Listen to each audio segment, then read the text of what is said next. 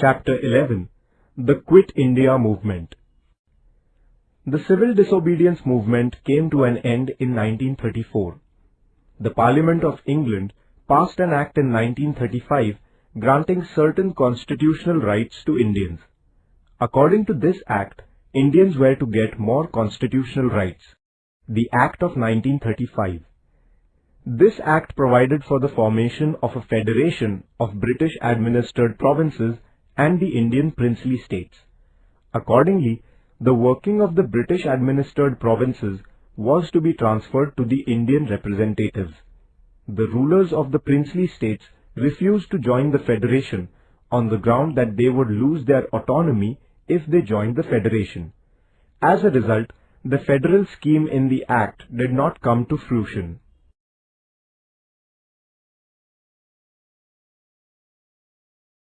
Provincial elections. The Indian National Congress was not satisfied with the Act of 1935. Still, the Congress decided to take part in the provincial elections that were to be held under this Act. The elections were held in 11 provinces in the country in 1937. The Congress ministries came to power in 8 of the provinces. In the remaining 3 provinces, no single party could secure a majority, and therefore mixed governments were formed. The Congress ministries did useful and constructive work for the people. Political prisoners were released from jails.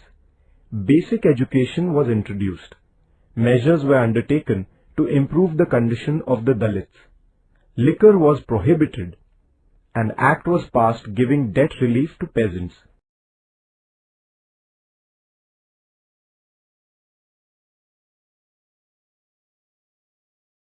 The Second World War and the National Congress.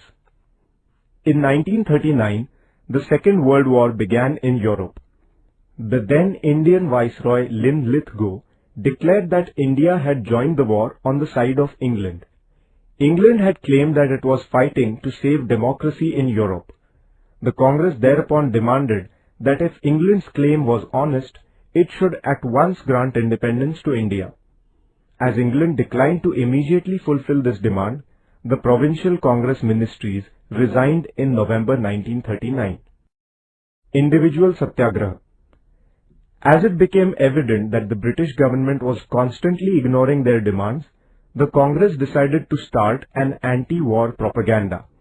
With this end in view, it was decided that individuals would break laws singly. This is known as Individual Satyagraha. The first such satyagrahi was Acharya Vinoba Bhave. He was followed by nearly 25,000 individual satyagrahis. Cripps Mission. During the Second World War, England sided with America against Japan. The Japanese forces came close to the eastern borders of India. England then found the cooperation of the Indians indispensable in order to resist Japan, in case it invaded India. Therefore, the British Prime Minister Churchill sent Sir Stafford Cripps to India. Cripps came to India in March 1942.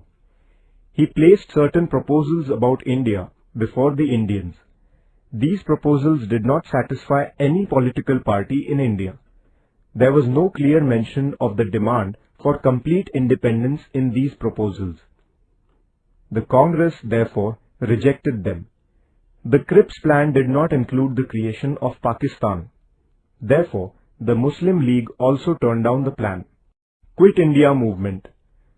After the Cripps mission, the Congress firmly resolved to intensify the movement for freedom. The Working Committee of the Congress passed a resolution on 14 July 1942 at Wardha. The resolution demanded that the British rule in India be ended immediately, giving India independence. A warning was also issued that if the demand was not met with, the Congress would launch a non-violent struggle for India's independence. Quit India Resolution. A session of the Congress began at the Gowalia Tank, Kranti Maidan in Mumbai on 7th August 1942. Maulana Abul Kalam Azad was the president of the session. The resolution of the Congress Working Committee passed at Wardha that the British should leave India was to be finally approved in the Mumbai session. This Quit India resolution, moved by Pandit Jawaharlal Nehru on the 8th August, was passed with an overwhelming majority. It was also decided to start a nationwide non-violent movement under the leadership of Mahatma Gandhi. Gandhiji said, "Every one of you should, from this moment onwards, consider yourself a free man or woman. The mantra is, do or die. We shall either free India or die in the attempt." Gandhiji thus made a stirring appeal to the people to be ready to sacrifice even their lives to free their country. The people's movement begins. The British government tried to crush the movement before it started. On the morning of 9th August, prominent leaders like Gandhiji, Maulana Azad, Jawaharlal Nehru, Vallabhbhai Patel, etc. were arrested. The news of the arrest of the leaders spread all over the country like wildfire. People's anger knew no bounds. They took out processions in every place. Although the police made lathi charges and opened fire, the agitators were undeterred. People tried to take possession of government offices at many places. At some places, the people attacked jails, police stations and railway stations, which symbolized the oppression of the British government. The police opened fire on the people. Carrying the Indian tricolour, school children in Nandurbar took out a procession. They gave shouts of Vande Mataram. The infuriated policemen opened fire even on these small children. Shirish Kumar, a young student, fell a martyr to this firing. In Maharashtra, the young and the old alike struggled with great tenacity and courage. The struggles at many places like Chimur, Ashti, Yavli, Mahad, Gargoti, etc. have become immortal. Underground movement. Towards the end of 1942, people's movement took a new turn. Its leadership passed into the hands of young socialist leaders who had gone underground. Jai Prakash Narayan, Dr. Ram Manohar Lohia, Chotu Bhai Puranik, Achyut Rao Patwardhan, Aruna Asaf Ali, Yusuf Meher Ali, Sucheta Kriplani, S.M. Joshi, Shirubhau Limaye, N.G. Gore, Yashwantrao Chavan, Maganlal Bagdi and others were at the forefront of the movement. The agitators disrupted communication and the government machinery by damaging railway tracks, cutting telegraph wires, blowing up bridges and so on. Groups like the Azad Dasta of Bhai Kotwal in Karjat Taluka of today's Raigad district and the Lal Sena of General Awari in Nagpur rendered the government helpless and witless for several months. Vitthal Zaveri, Usha Mehta and their associates had set up a secret transmission center in Mumbai. It was known as Azad Radio. It used to broadcast patriotic songs, speeches inspiring patriotism, and news about the agitation in the country. This encouraged the people to carry on the agitation.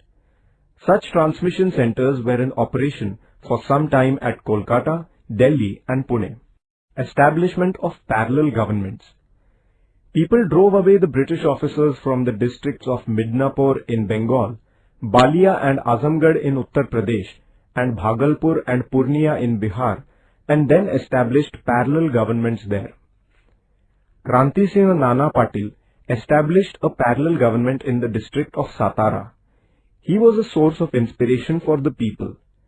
With the help of his associates, he ended the British administration there and established a people's government. This government looked after such works as collecting taxes, maintaining law and order, punishing the criminals and so on. This government appointed people's courts which dispensed justice. The people too accepted the verdicts of these courts. To inculcate the love for their nation in the minds of the children, various organizations like the Rashtra Seva Dal, Azad Sena, Tufan Sena were formed. This government also undertook constructive work such as opposing the tyranny of money lenders, prohibition of liquor, propagation of literacy and opposition to caste distinctions. That is why this parallel government won the wholehearted support of the people. Nature of the August Revolution. The People's Movement of 1942 had fired up all parts of the country. Millions of Indians made great sacrifices for achieving the goal of independence. Many sacrificed their lives. The number of people participating in the struggle was so great that even all the prisons in the whole of the country were not enough to contain them. The patriotic songs composed by Sane Guruji, Rashtrasant Tukadoji Maharaj and others enthused the agitators further. This nationwide movement is also known as the August Revolution.